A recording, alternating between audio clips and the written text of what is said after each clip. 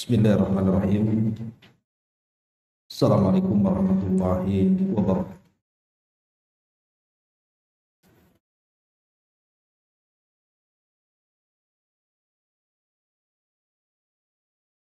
Alhamdulillah wassalatu wassalamu ala Rasulillah wa ala alihi wa sahbihi wa mawalah wa la hawla wa la quwwata illa billahi wa ba'd. Ma'asyiral muslimat yang dimuliakan Allah Subhanahu wa taala. Alhamdulillah di pagi menjelang siang ini kita bisa duduk kembali untuk bertalabul ilmi, dan kita masih melanjutkan pembahasan dari tafsir singkat dari surah pendek dalam juz amma, di mana kita masuk pada surah An-Naba pada ayat ke-19 dan seterusnya. A'udzubillahi minasyaitonir rajim. Bismillahirrahmanirrahim. Wa futihatis samaa'u fakanat abwaba wa suyyiratil jibalu fakanat saraba. Inna jahannama kanat mirsada lit-taghina ma'aba labithina fiha ahqaba la yadhukuna fiha bardan wala saraba illa hamiman wa ghassaqa.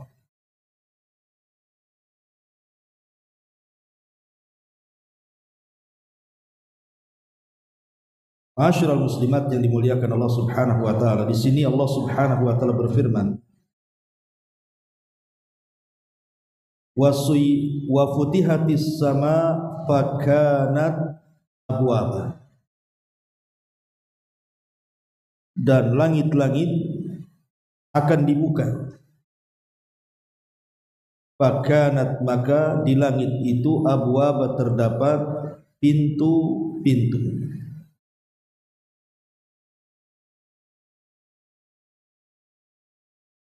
Wa suyyiratil jibalu fakanat saraba, dan dijalankannya gunung-gunung, maka gunung-gunung itu seolah menjadi fata morgana. Inna jahannama kanat mirsada, sesungguhnya neraka jahanam itu padanya ada tempat pengintaian. Lit-taghina ma'ab, lagi menjadi tempat kembali bagi orang-orang yang melampaui batas.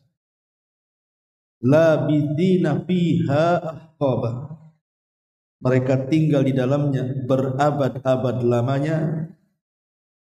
La yadhukuna fiha bardan wala saraba, mereka tidak merasakan kesejukan di dalamnya dan tidak pula mendapatkan air minum. Illa hamima wa ghassaqa, selain air yang sangat mendidih dan nanah penduduk neraka. Jazaa'a wifaqa, sebagai balasan yang setimpal. Innahum kanu la yarjuna hisaba, sesungguhnya mereka tidak berharap takut kepada hisab Allah Subhanahu wa taala. Baik. Di sini Allah Subhanahu wa taala berfirman, wa futihatis sama fakanat abwaba, dan dibukakanlah langit-langit itu, maka terdapatlah beberapa pintu dari langit-langit itu. Ma'asyiral muslimat yang dimuliakan Allah Subhanahu wa taala, kalimat wa futihatis sama fakanat abwaba, dan tatkala pintu-pintu langit itu dibuka maka terdapat banyak pintu. Ini diisyaratkan kepada firman Allah Subhanahu wa taala, yauma tashaqqaqus sama bil ghamami wa nuzzilal malaikatu tanzila. Pada hari ketika langit pecah karena awan yang menggumpal, maka para malaikat pun turun dan mengosongkan langit. Jadi tatkala Allah Subhanahu wa taala memecahkan langit atau membelah langit, dan itu disyaratkan juga dalam beberapa ayat dalam Al-Quran seperti idzas samaun fatarat atau idzas samaun syaqqat, apabila langit terbelah, apabila langit terpecah. Lah ketika langit-langit itu terbelah dan terpecah, maka akan membuat lubang-lubang atau pintu-pintu. Dari situlah para malaikat akan turun dan mengosongkan langit, karena langit sudah akan digulung oleh Allah Subhanahu wa taala, pertanda akhirnya alam semesta.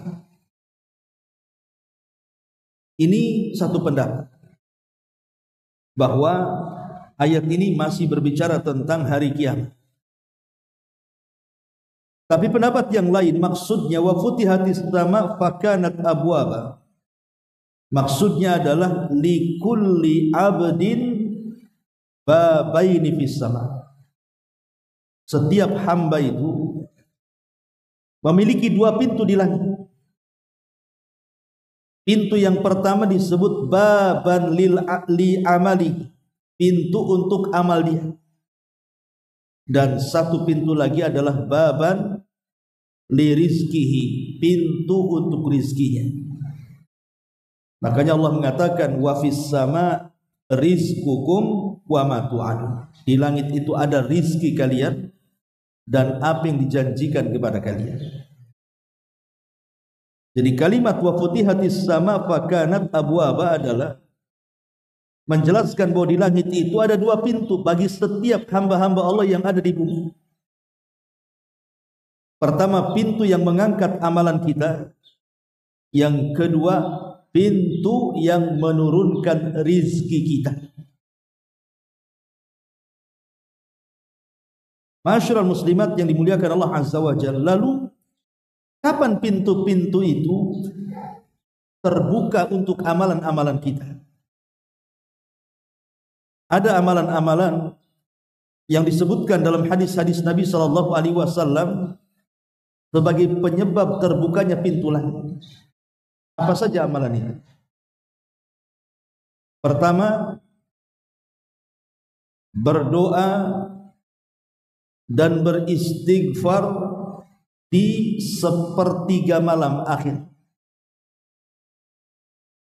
Karena Nabi sallallahu alaihi wasallam bersabda dalam sebuah hadis yang dikeluarkan Bukhari Muslim dari Abi Hurairah radhiyallahu anhu, yanzilu rabbuna tabaraka wa ta'ala kulla lailatin ila sama'id dunya ina yabqa thuluthul lailil akhir wa dzalika kulla lailatin.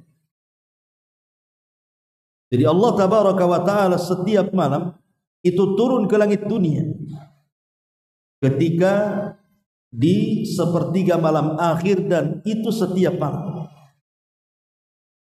Kemudian Allah Subhanahu wa taala berfirman, man yad'uni fa astajibalah. Siapapun yang berdoa di waktu itu kukabulkan.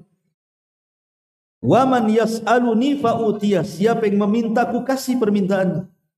Wa man yastaghfiruni fa aghfir lahu. Siapa yang minta ampun ku ampuni dosa-dosanya. Jadi kalau ibu bangun di sepertiga malam akhir, ya sekitar jam 2 sampai subuh lah. Kemudian ibu beristighfar, kemudian berdoa meminta sesuatu kepada Allah Subhanahu wa taala, maka istighfar dan doa kita akan melesat sampai ke langit, dan Allah akan bukakan pintu itu sampai kepada Allah Subhanahu wa taala. Ini amalan yang pertama. Kemudian amalan yang kedua adalah qadha'u hawaijin nas, membantu kesulitan manusia. Pamannya ada saudara kita yang sakit tidak mampu, entah mau dioperasi karena punya penyakit parah, Maka kita rame-rame kemudian urunan untuk membantu meringankan beban saudara kita. Maka qada'u hawaijin nas, membantu hajat-hajat manusia yang diperlukan, itu salah satu juga pembuka pintu langit. Dalam sebuah hadis dari Amr ibn Murrah al-Juhani radhiyallahu anhu, dia mengatakan Rasul bersabda, "Ma min imamin yaghliqu babahu duna dawil hajati wal mis duna dawil hajati illa aghlaqallahu abwabas sama." Siapapun imam, penguasa yang menutup pintu, tidak mau membantu kepada orang yang berhajat, kecuali Allah Subhanahu wa taala akan tutup pintu-pintu langit kepada dia. Maknanya kalau dia mau membantu hajatnya manusia, berarti pintu itu akan dibuka. Ini juga diantara amalan kedua, amalan yang bisa membuka pintu langit. Yang ketiga, doaul istiftah. Doa istiftah ketika ibu memulai sholat. Ketika takbiratul ihram kan, habis takbiratul ihram kan pertama dibaca doa iftitah dulu, baru kemudian ta'awud, basmalah, kemudian fatihah, kemudian surat. Ada sebuah hadis ketika ada seorang sahabat yang sedang sholat. Jadi kisahkan oleh Abdullah ibn Umar radhiyallahu anhuma, bainama nahnu nusalli ma'an Nabi sallallahu alaihi wasallam idz qala rajulun minal qaum. Kata Abdullah ibn Umar radhiyallahu anhuma, ketika aku salat bersama Nabi, ada seorang sahabat dari sebuah kaum membaca Allahu akbar kabir walhamdulillahi katsira wa subhanallahi bukratan wa asila. Artinya bacaan iftitah ini.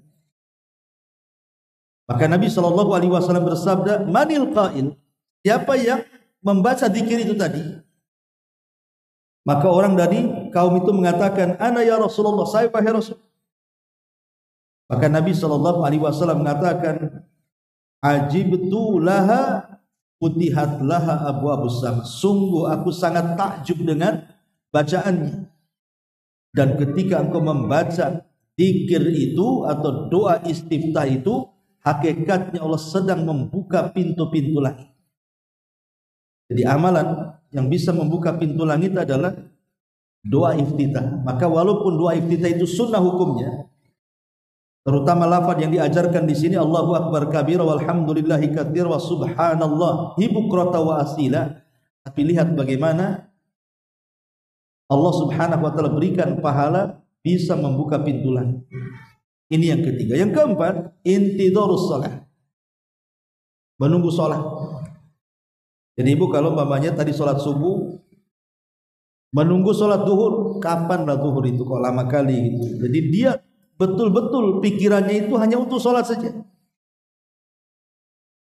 Nabi sallallahu alaihi wasallam mengatakan, abshiru hadza rabbukum qad fataha baban min abwabis sama yubahi bikumul malaika yaqulu unduru ila ibadi qad qadaw faridatan wa hum yantadiruna ukhra.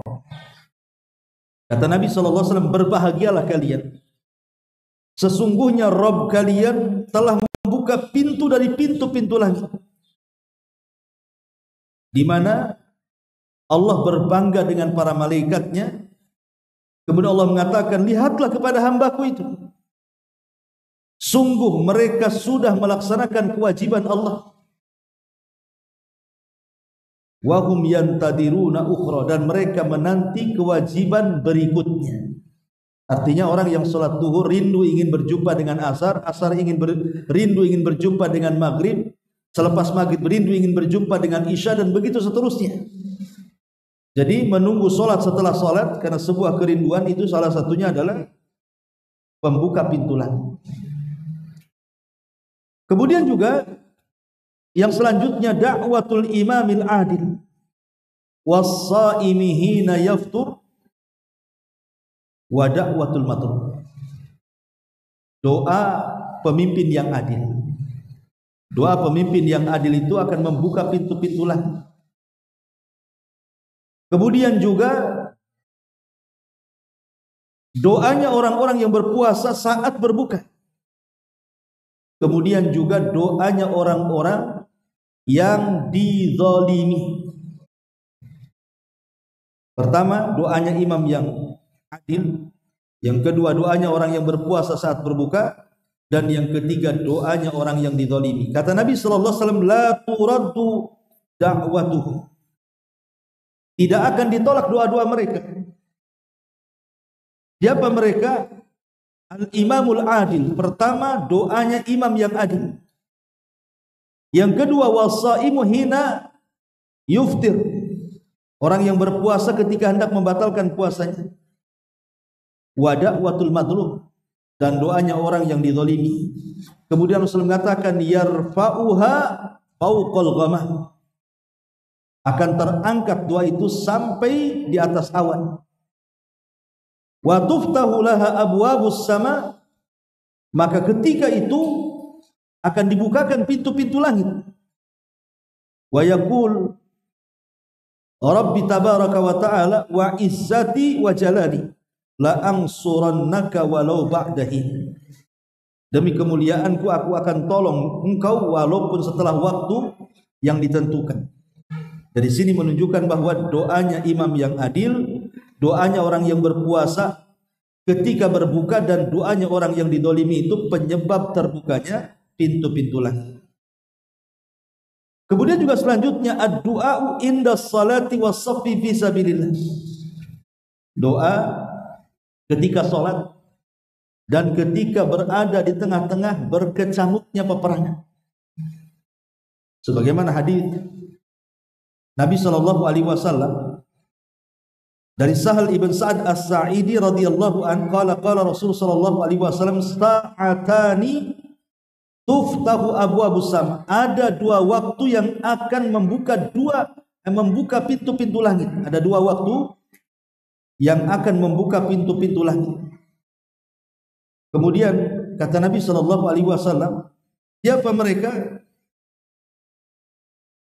Kata Nabi sallallahu alaihi wasallam, qallama taruddu ala da'in da'watuhu li huduri salati. Sedikit sekali Allah menolak doanya orang yang sedang berdoa ketika hendak melaksanakan salat. Dan yang kedua, wasaffi sabilillah, dan ketika berada di tengah-tengah peperangan. Hadis ini disahihkan oleh Syekh Al-Albani rahimahullahu taala. Jadi doa ketika hendak melaksanakan salat, dan juga orang yang berada di tengah-tengah saf peperangan, maka itu amalan yang menyebabkan terbukanya pintu-pintu langit. Kemudian juga da'watul walidaini liwaladi. Doa orang tua kepada anaknya. Doa orang tua kepada anak. Makanya jangan pernah bosan mendoakan anak-anak kita ini. Ustaz, anak saya nakal. Berdoa kepada Allah supaya anak kita tidak nakal. Karena Nabi sallallahu alaihi wasallam yang mengatakan, salatu da'awatin yustajabu lahunna la syakka fihinna da'watul madlum wa da'watul musafir wa da'watul walid li waladi. Doa yang mustajab yang tidak ada keraguan adalah doanya orang yang didolimi, doanya seorang musafir, dan doanya orang tua kepada anak. Ini hadis ini dihasankan oleh Syekh Nasiruddin Albani rahimahullahu ta'ala. Kemudian juga Nabi mengatakan la tad'u ala anfusikum wa la tad'u ala auladikum wa la tad'u ala qadamikum wa la tad'u ala amwalikum la tuwafiqu minallahi tabaraka wa ta'ala sa'atan nila fiha sa'atan naili fiha ata'un fayastajibalah. Kata Nabi SAW, janganlah kalian berdoa buruk terhadap diri kalian, berdoa buruk terhadap anak-anak kalian, berdoa buruk kepada pembantu-pembantu kalian, berdoa buruk kepada harta-harta kalian, karena tidaklah seseorang berdoa kemudian mencocoki aminnya para malaikat, maka pasti akan dikabulkan. Artinya ketika doa ini melesat ke langit, berarti terbukalah pintu-pintu langit. Kemudian selanjutnya inda kulli adzan, setiap berkumandang adzan. Kata Nabi SAW, idza nudiya bis salati futihat abwabus sama. Apabila diserukan adzan, diserukan manusia untuk salat, maka akan terbukalah pintu-pintu langit. Maka ini juga di antara sebab amalan-amalan yang bisa membukakan pintu langit. Kemudian juga ucapan kita la ilaha illallah. Jadi ucapan tahlil yang ibu ucapkan. Ibu mamanya sambil berzikirlah subhanallah walhamdulillah wala ilaha illallah. Itu kan ada tahlilnya di sini. Apa kata Nabi SAW? Ma qala abdun la ilaha illallah qad mukhlisan illa futihat lahu abwabus sama hatta tufdiya ilal arsy majtanabal kabair. Tidaklah seorang hamba mengucapkan la ilaha illallah, ucapan tahlil secara ikhlas dalam hatinya, kecuali Allah akan bukakan padanya pintu-pintu langit. Ya, bagaimana mengucapkan tahlil saja bisa membuka pintu-pintu langit. Termasuk juga adalah ketika melaksanakan 4 rakaat sebelum zuhur. 4 rakaat sebelum zuhur. 2 kali salam maksudnya ya. 2 rakaat salam, 2 rakaat salam. Kata Nabi SAW dalam sebuah hadis, disebutkan dari hadis Abdullah ibn Sa'id, anna Rasulullah sallallahu alaihi wasallam kana yusalli arba'an ba'da an tazula syams qabla dhuhri. Wa qala innaha sa'atun tuftahu fiha abwabus sama wa uhibbu an yas'ada li fiha amal. Fiha amalun salih.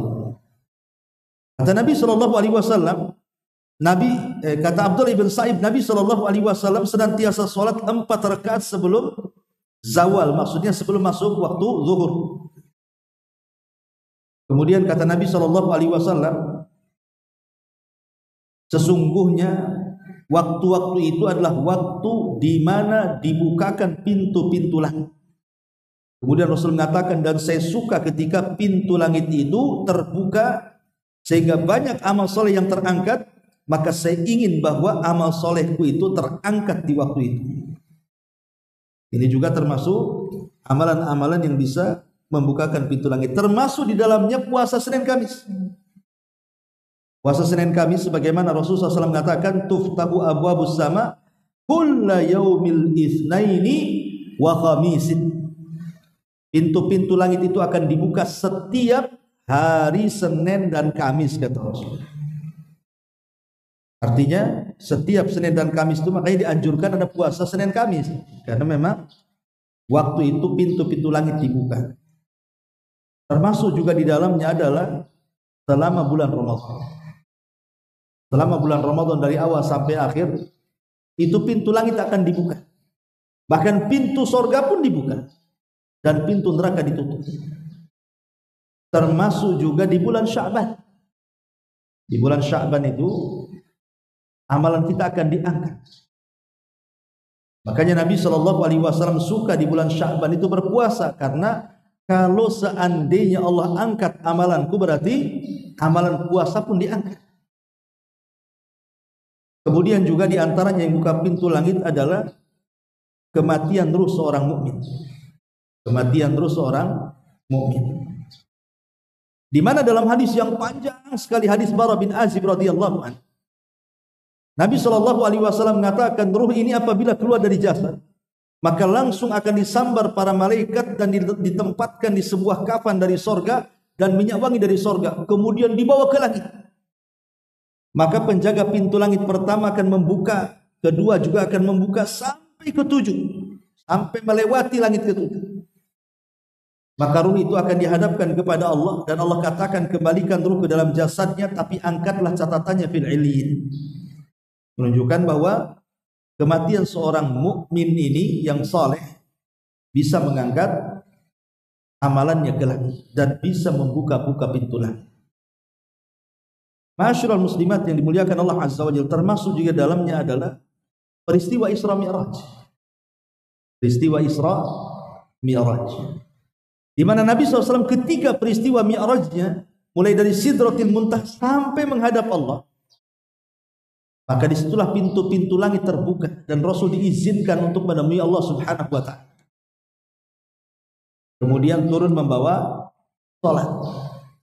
Dari sini ada faedah bahwa salat itu perkara yang sangat penting sekali, yang tidak boleh kita tinggalkan. Ma'asyiral muslimat yang dimuliakan Allah Subhanahu wa Ta'ala, inilah di antara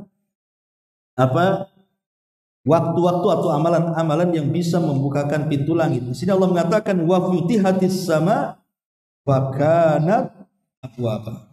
Dan ketika langit itu dibuka, maka terdapat pintu-pintu.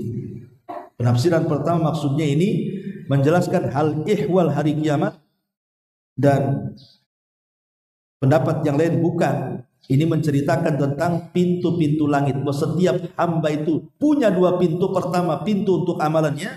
Yang kedua, pintu untuk rizkinya. Makanya tidak perlu takut kepada rizki, karena rizki itu akan senantiasa Allah turunkan untuk hamba-hambanya dimanapun mereka berada. Dan Allah akan membagi rizki itu seadil-adilnya.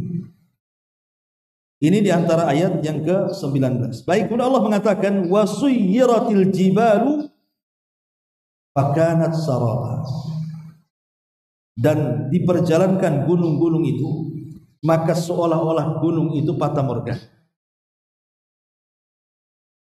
Ma'asyiral muslimat yang dimuliakan Allah Azza wa Jalla, ini pun masih cerita hari kiamat, bahwa gunung-gunung itu akan diperjalankan. Maksudnya gunung itu apabila kiamat terjadi, maka yang pertama kali gunung itu akan tercabut pasaknya.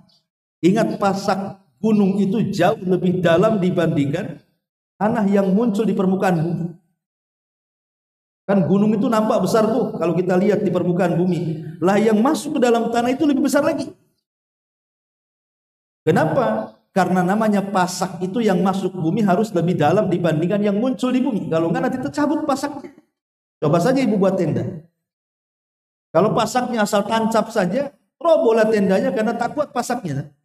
Tapi kalau kita masukkan pasak itu dalam-dalam, sehingga yang muncul sedikit, yang masuk ke dalam panjang, pasti akan kuat pasak itu. Lah gunung itu seperti itu. Yang masuk ke dalam itu lebih besar dan lebih panjang dibandingkan yang menjulang di permukaan bumi. Lah ketika terjadi hari kiamat, maka pasak-pasak bumi itu akan tercabut. Setelah tercabut, kemudian akan diperjalankan, akan jalan. Bagaimana di sini wasuyyiratil jibalu fakanat saraba. Baru diterbangkan, setelah itu dibentur-benturkan, kemudian tidak tersisa kecuali debu dan pasir yang kembali ke bumi.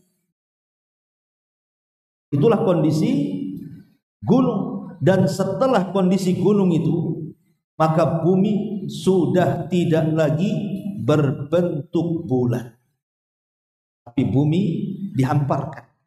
Sudah tidak ada gunung karena sudah tercabut gunungnya kan. Makanya Allah Subhanahu wa Ta'ala mengatakan wal ardu muddat wa alqat ma fiha wa takhallat. Wal ardu muddat, ketika bumi itu didatarkan karena gunungnya sudah enggak ada. Maka kelak pada hari kiamat di padang mahsyar itu, bumi itu akan datar, tidak ada yang meninggi, tidak ada yang merendah, tidak ada bukit, tidak ada lembah, semua rata. Ya, kenapa? Untuk supaya manusia sejak zaman Adam sampai yang terakhir mati itu muat ketika dibangkitkan pada hari kiamat. Sebab kalau posisi bumi bulat sempit, tapi kalau posisinya bumi terhampar, maka luas sekali dan manusia bisa memenuhi bumi sebagaimana kehendak Allah Subhanahu wa Ta'ala. Wasuyyiratil jibalu fakanat saraba. Dari dua makhluk Allah, yang satu di langit dan yang satu di bumi, dan dua-duanya adalah makhluk Allah yang kokoh. Baik langit kokoh, bumi juga kokoh, tapi di hadapan Allah keduanya lemah. Karena kelak pada hari kiamat akan dihancur-hancurkan dan langit pun akan digulung. Dan itu menunjukkan qudratullahi azza wa jalla, kemahakuasaan Allah dan kekuatan Allah azza wa jalla terhadap makhluk-makhluk yang diciptakan. Wa futihatis sama'u fakanat abwaba wa suyyiratil jibalu fakanat saraba. Kemudian Allah mengatakan inna jahannama kanat mirsada. Sesungguhnya jahannam itu kanat mirsada, memiliki pengintai yang terus mengintai kita.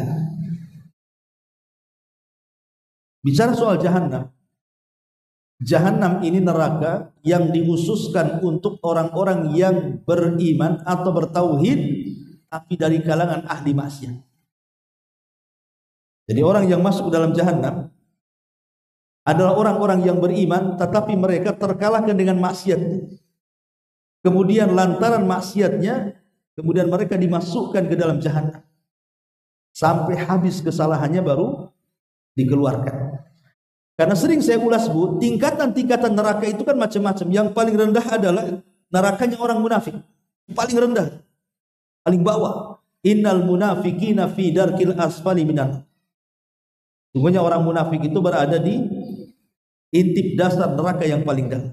Baru di atasnya itu orang-orang musyrik. Baru di atasnya orang-orang murtad. Baru di atasnya lagi Yahudi dan Nasrani, orang kafir asli. Baru di atasnya jahannam, itulah neraka yang dikhususkan untuk orang-orang yang beriman, tetapi mereka tidak dikekalkan di dalam.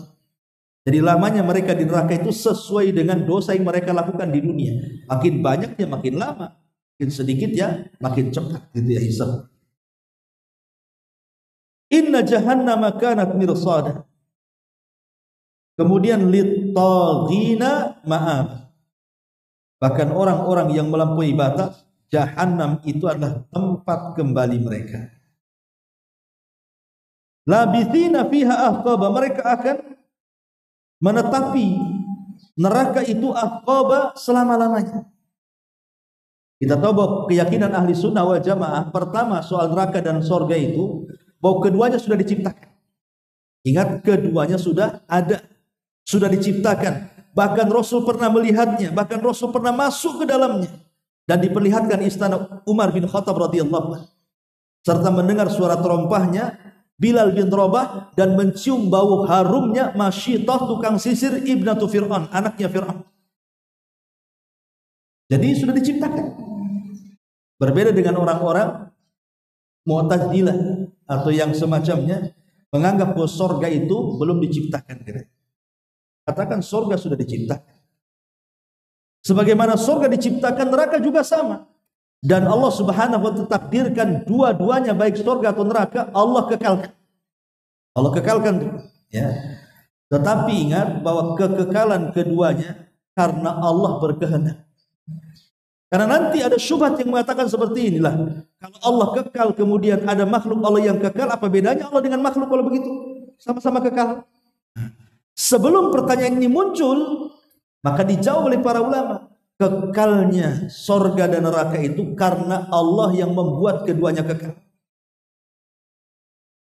Dan sebelumnya sorga dan neraka itu tidak ada. Allah ciptakan menjadi ada. Kemudian Allah takdirkan menjadi kekal. Tapi Allah Subhanahu wa ta'ala tidak pernah didahului dengan ketidakadaan. Allah itu sudah ada sebelum ada namanya tidak ada. Ya. Allah sudah ada. Makanya ketika ada orang Yaman, kabilah Yaman, datang kepada Nabi SAW hendak masuk Islam. Kemudian mereka bertanya kepada Nabi SAW soal di mana Allah sebelum menciptakan langit dan bumi, katanya. Di mana Allah sebelum Allah menciptakan langit dan bumi, wahai Rasul? Maka Rasul mengatakan kana fil ama. Allah itu berada di ama. Sebagian ahli hadis mengatakan bahwa yang dimaksud ama itu Allah tidak ada satupun yang bersamanya, bersendirian. Tidak ada makhluk yang bersamanya. Baru setelah itu Allah ciptakan 4 makhluk yang pertama kali diciptakan. Pertama Arsy, yang kedua air, yang ketiga kolam, yang keempat lauhil mahfud. Baru setelah itu menciptakan makhluk-makhluk yang lain termasuk kita. Jadi kekekalan sorga itu dan neraka karena Allah yang berkehendak keduanya kekal. La yadzuquna fiha bardan wala syaraba. Mereka tidak merasakan dingin dan tidak pula air minum. Artinya neraka itu panas ya, karena memang isinya api semua. Lah namanya orang panas dan kepanasan serta terbakar kan haus dia. Tidak ada minuman pula yang diminum dia. Termasuk akhirnya mereka pun meminum air-air nanah dari penduduk neraka dan juga darah-darah serta api yang masuk ke dalam perutnya. Makanya Allah mengatakan apa? Illa hamiman wa ghassaqa. Illa hamiman wa ghassaqa. Subhanallah. Hamim itu artinya minuman minuman yang sangat hamim, minuman yang sangat panas sekali. Dan ghassak itu artinya nanahnya penduduk neraka. Kita bisa bayangkan minum dari nanah dan darahnya penduduk neraka. Kemudian nanah dan darah penduduk neraka itu mendidih juga, panas juga gitu. Kalau masuk itu bisa menghancurkan perut. Karena tidak ada minuman dan makanan di neraka itu kecuali pasti akan menghancurkan raga siapapun yang memakannya. Seperti ketika Allah bicara tentang makanan zakum, makanan yang berduri itu. Maka penduduk neraka itu kalau lapar, Allah kasih buah zakum. Jadi kalau dimakan kemudian menghancurkan lehernya sampai ke perut. Dan itu jazaan wifaqo, balasan yang setimpal bagi orang-orang kafir. Innahum kanu la yarjuna hisab, sesungguhnya mereka tidak berharap takut kepada hisab. Takut kepada hisab. Makanya begini, ketika kita bicara tentang hisab sulit, kan ada hisab mudah, ada hisab sulit. Hisab mudah itu disebut ardul a'mal. Kita hanya ditampakkan amalan kita oleh Allah Azza wa Jalla, kemudian ditanya sebagai formalitas saja, kemudian kita iyahkan. Ya. Karena kita ini sudah ditutup dosanya di dunia dan Allah ampuni dosa kita di akhirat bagi orang yang mendapatkan hisab yang mudah. Jadi Allah hanya tampakkan saja, betul kau melakukan ini, ya. Betul kau melakukan itu, ya. Dia hanya iya saja. Sehingga hisabnya mudah. Lah hisab yang sulit ini kalau terjadi munaqasyah, perdebatan antara kita dengan Allah. Jadi ketika Allah menyebutkan nikmat-nikmat yang Allah anugerahkan di dunia, kelak di akhirat itu, kan Allah bertanya, bukankah di dunia sudah kau muliakan aku, dirimu? Bukankah di dunia sudah kuberikan kepemimpinan? Bukankah di dunia sudah kuberi kau kekayaan? Bukankah di dunia sudah kuberi pasangan? Dan begitu seterusnya, diingatkan nikmat. Kemudian hamba ini mengatakan, iya wahai Rabb. Dan Allah mengatakan, ketika engkau di dunia, apakah engkau yakin akan berjumpa dengan aku di akhirat? Maka orang ini mengatakan, tidak ya Allah. Tidak wahai Allah. Maka Allah mengatakan, sebagaimana engkau lupakan aku di dunia, hari ini aku lupakan engkau di akhirat. Kemudian dipanggil lagi yang lainnya. Kemudian ditanya dengan hal yang sama, diingatkan kenikmatannya. Sampai dia mengakui kenikmatannya. Kemudian dia ketika ditanya soal dosa-dosanya, dia tidak mengakuinya. Justru dia hanya menyebutkan kebaikannya. Aku ini beriman kepadamu ya Rabb, aku sholat, aku sedekah, aku zikir, aku ini. Lah Allah Subhanahu wa ta'ala marah. Karena dia tidak mau mengakui dosanya, malah membicarakan kebaikannya. Maka Allah mengatakan, baik kalau gitu kita datangkan saksi. Ya. Maka disitulah kemudian datang saksi, termasuk badan kita ini akan menjadi saksi. Kulit, tangan, kaki, telinga, dan begitu seterusnya akan menjadi saksi bagi jasad. Nah, orang-orang kafir itu mereka tidak berharap takut kepada hari hisab.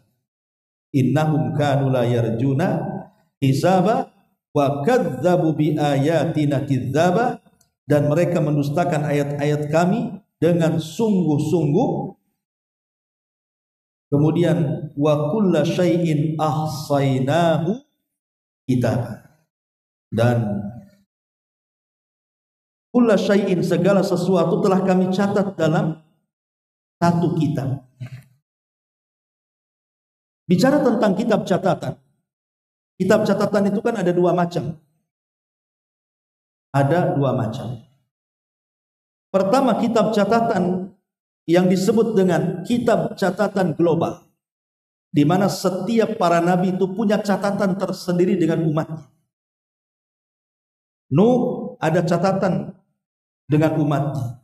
Kemudian juga Ibrahim ada catatan dengan umatnya. Begitu sampai kepada Rasulullah. Jadi ada namanya catatan global, di mana seluruh umat Rasul jadi satu catatan. Saya, ibu akan jadi satu catatan, termasuk juga para sahabat, para tabiin, para ulama di situ. Lah inilah catatan yang paling bahaya. Karena catatan ini akan dibaca di halayak manusia. Jadi kalau umpamanya nama kita keluar kemudian disebutkan dosa-dosa kita, itu didengar semua manusia.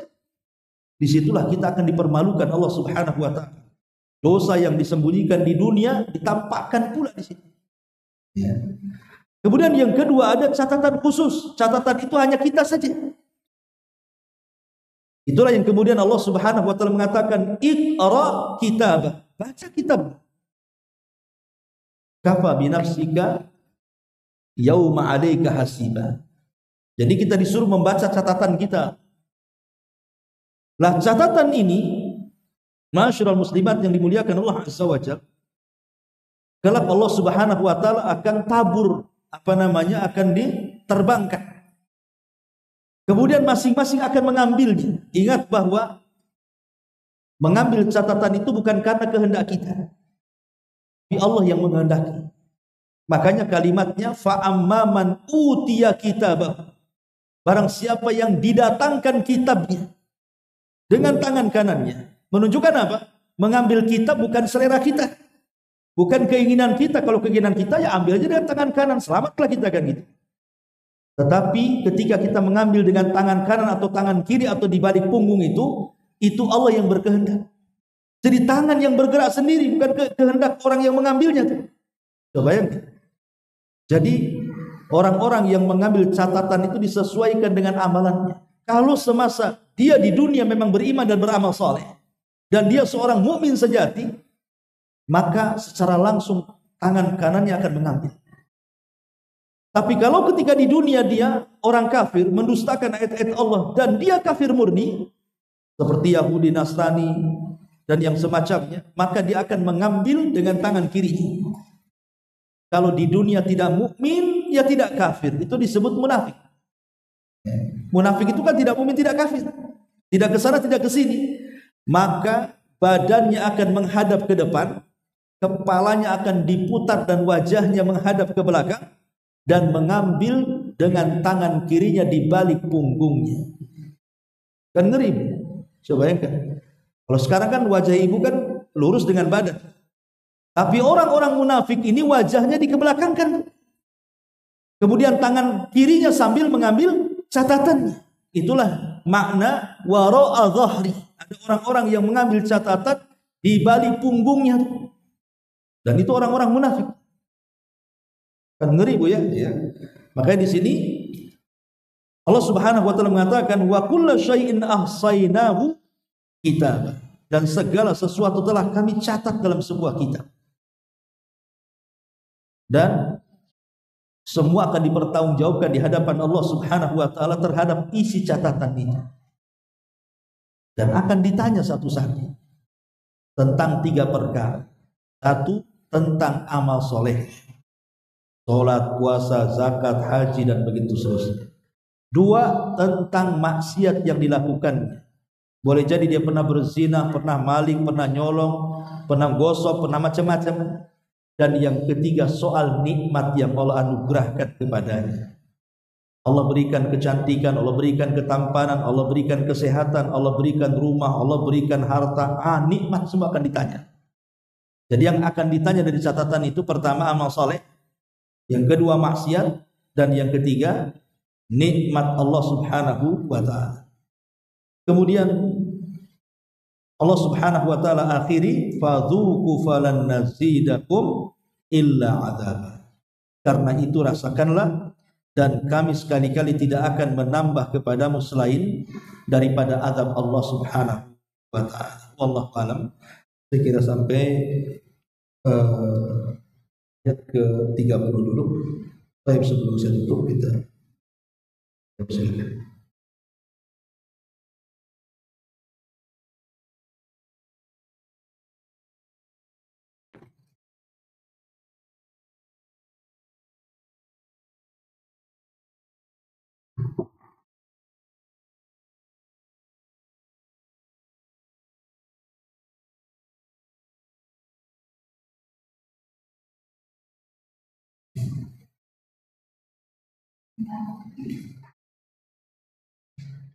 Ya.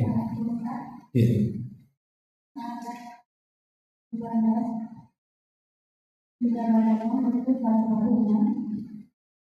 Doa orang tua kepada anak itu doa yang sangat baik.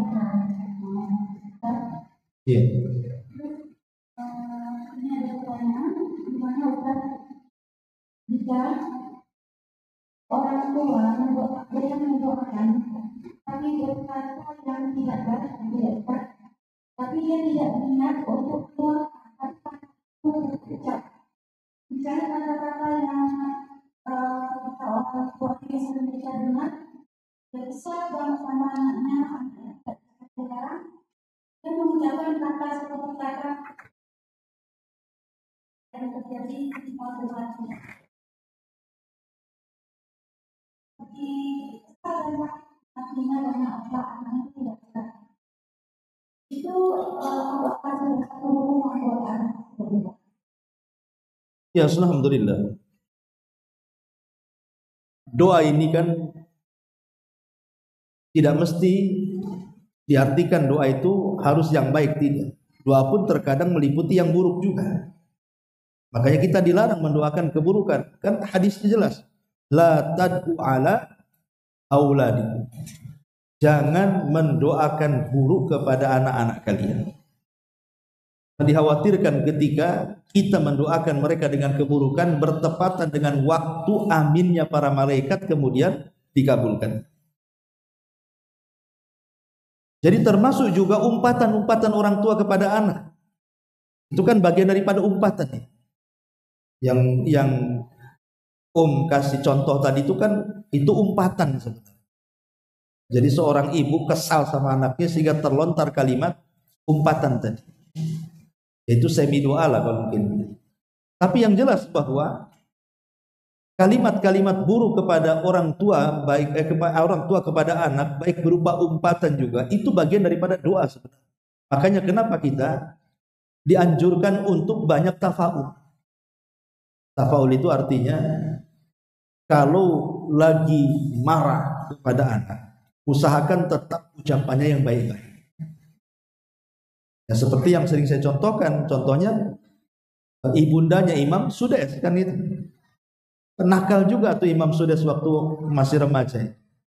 Tapi ibunya kalau lihat anaknya nakal, selalu dia mengatakan daripada kau nakal, pergi aja nak kau ke haram sana.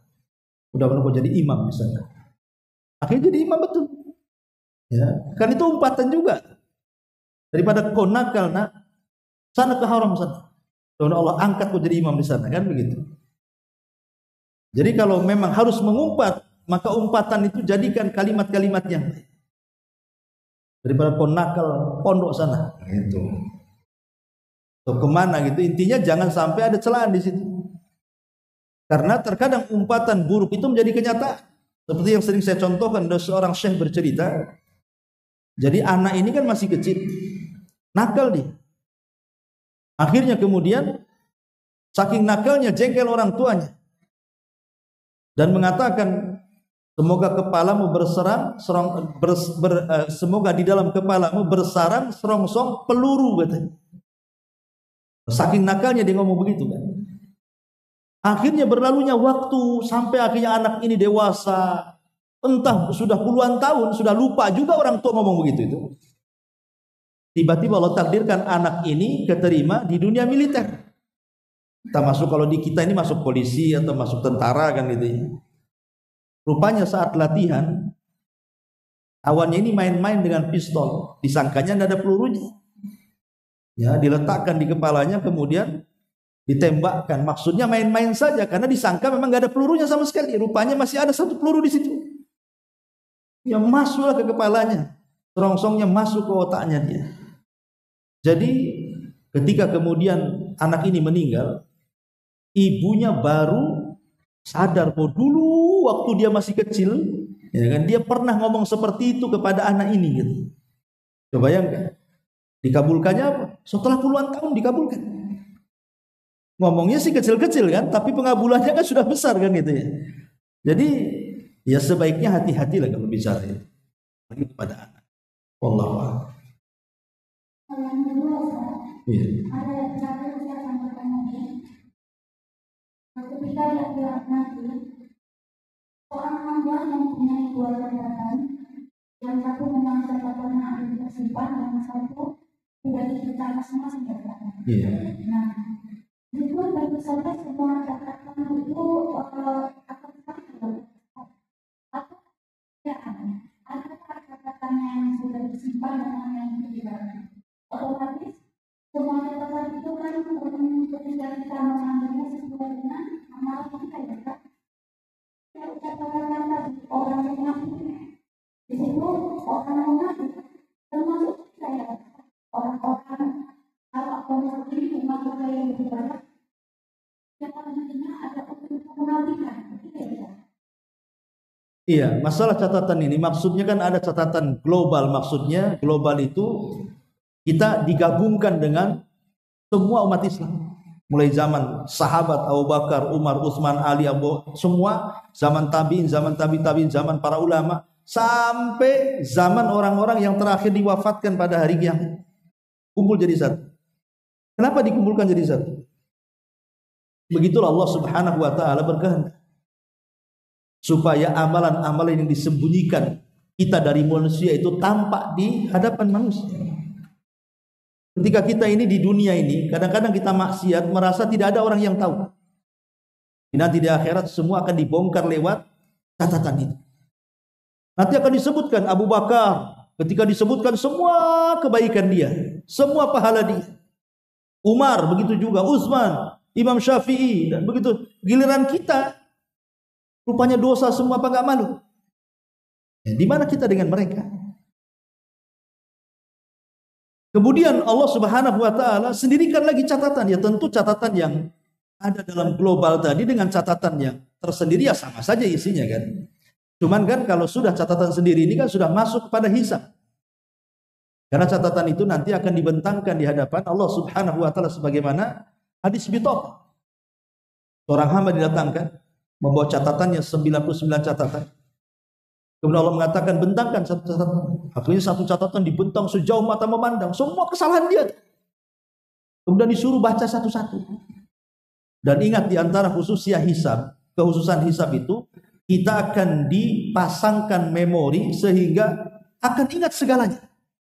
Kalau sekarang ini memori kita kan terbatas. Ibu minggu kemarin gibah sama tetangganya udah lupa. Atau ibu pernah apa gitu ya bermaksiat minggu kemarin udah nggak ingat tuh. Ya, kemarin kamu sudah nyaci maki saya. Kapan? Nggak tahu saya. Padahal baru kemarin tuh. Kadang-kadang kita pura-pura amnesia kan. Enggak katanya kan. Itu kadang-kadang beberapa hari saja sudah lupa kita bermaksiat. Tapi nanti di akhirat tuh memori dikembalikan tuh. Semenjak akil balik sampai kita mati, hafal kita. Untuk apa hafalan itu? Disesuaikan dengan catatannya tadi. Supaya kita tidak mengingkari. Kok malingnya? Mana ada maling? Nah, kan akhirnya kan dia kalau nggak ingat kan bisa dia ngelak kan. Tapi kalau dia ingat nggak bisa ngelak dia. Kecuali nanti yang hisabnya sulit. Nah, dia ngelak, didatangkan saksi baru ngaku. Tapi kalau seandainya dia hisabnya mudah, dia tidak akan mengelak. Dia akan mengiyahkan. Dan Allah akan berikan hisab yang mudah kepada dia. Iya. Yang lain katakan manusia nanti masing-masing manusia sibuk dengan catatannya mengarah tadi kan ketika dari awal saya berada tentang Allah Tuhan ibarat isinya manusia orang masih suka dan dia orang lain apakah orang itu Ya alhamdulillah, itu bentuk keadilan. Sekarang ibu membicarakan orang dia tidak tahu. Kalau tidak dibongkar di dunia, selamanya tidak tahu. Maka Allah bongkar di akhirat.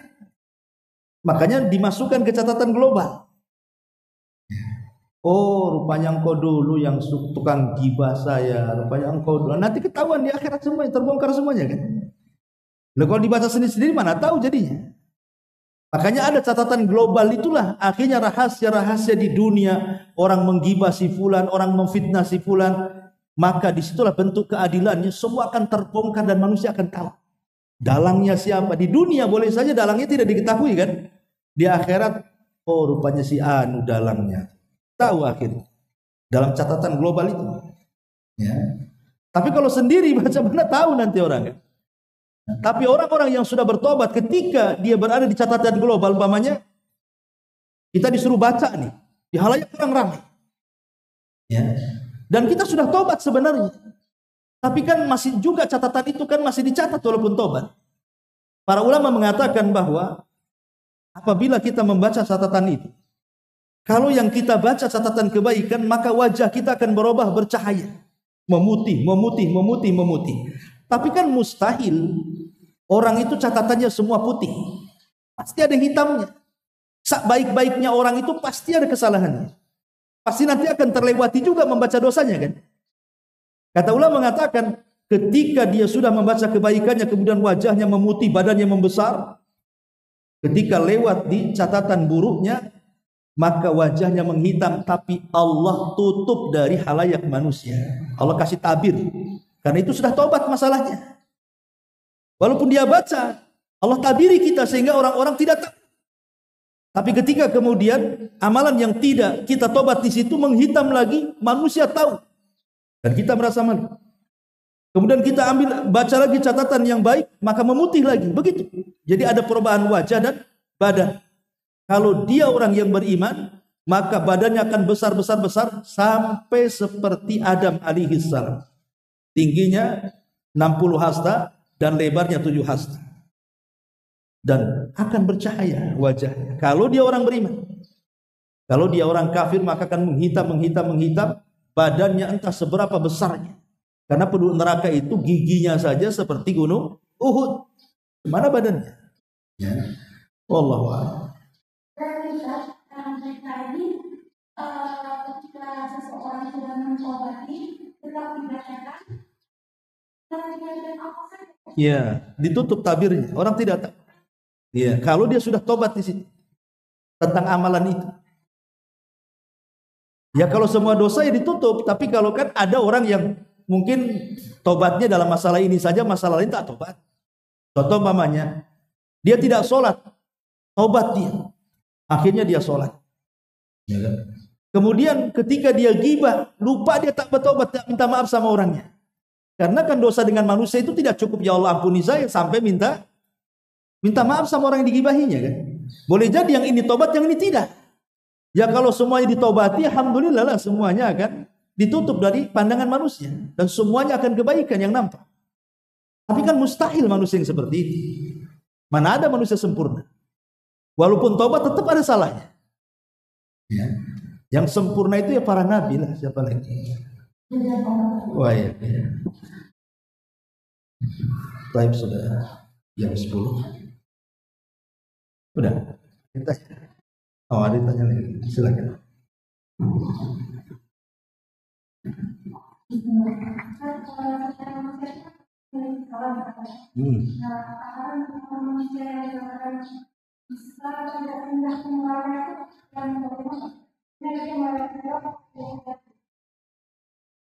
Iya, manusia itu terbagi menjadi 3. Ada yang kebaikannya lebih banyak dibandingkan keburukannya. Ini confirm masuk surga.